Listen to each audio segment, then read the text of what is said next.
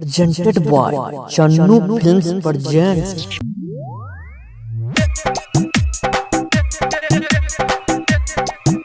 अभी आप सुन रहे हैं धर्मेंद्र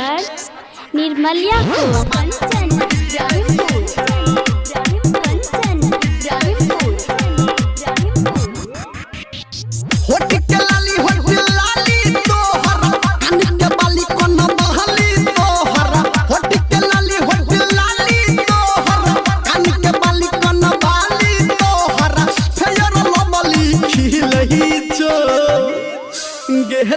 छोरी कने धीरे नची है गे छोरी कने धीरे नची है तोहर सामान दुनु हिलई छौ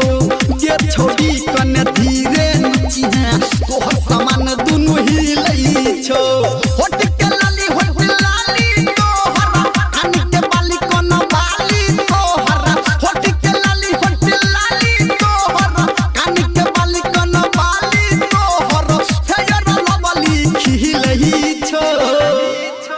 गे छोड़ी कने धीरे नची है गे छोड़ी कने धीरे नची है तोहर सामान दुनु हिलई छौ गे छोड़ी कने धीरे नची है तोहर सामान दुनु हिलई छौ।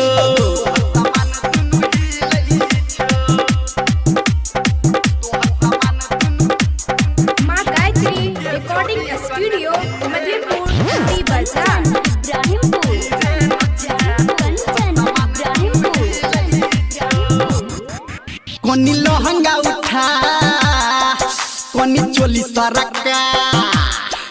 कोनी लहंगा उठा कोनी चोली सरका कोने कमर हिला के बुचिया बात कहतियो सच कोने छोड़ा सबसे बच कोने ठुमका लगा के बुचिया हां कैसे के गजरा तोहर आँखी में कारी गजरा तोहर कैसे के गजरा तोहर आँखी में कारी गजरा तोहर एक ही रंग मिलही छो गे छोरी कने धीरे नची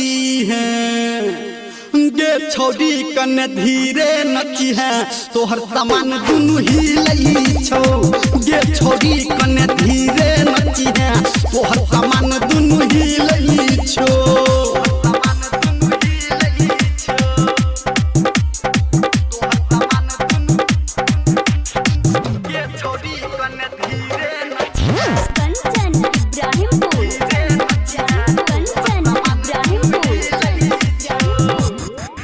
कने कहले शरम नहीं होगे गरम कने कहले शरम नहीं होगे गरम सब देख छोरा बुचिया तोहर जगह छोटा छोरा कहले पे भाई धर्मेंद्र के सुन बुचिया हां हाथ के चूरी तोहर दिल पे चला बा छुरी हमर हाथ के चूरी तोहर दिल पे चला बा छुरी हमर संजय गौतम बोलही छो गे छोरी कने धीरे नची है गे छोरी कने धीरे नची है तोहर सामान दुनु हिलई छौ गे छोरी कने धीरे नची है तोहर सामान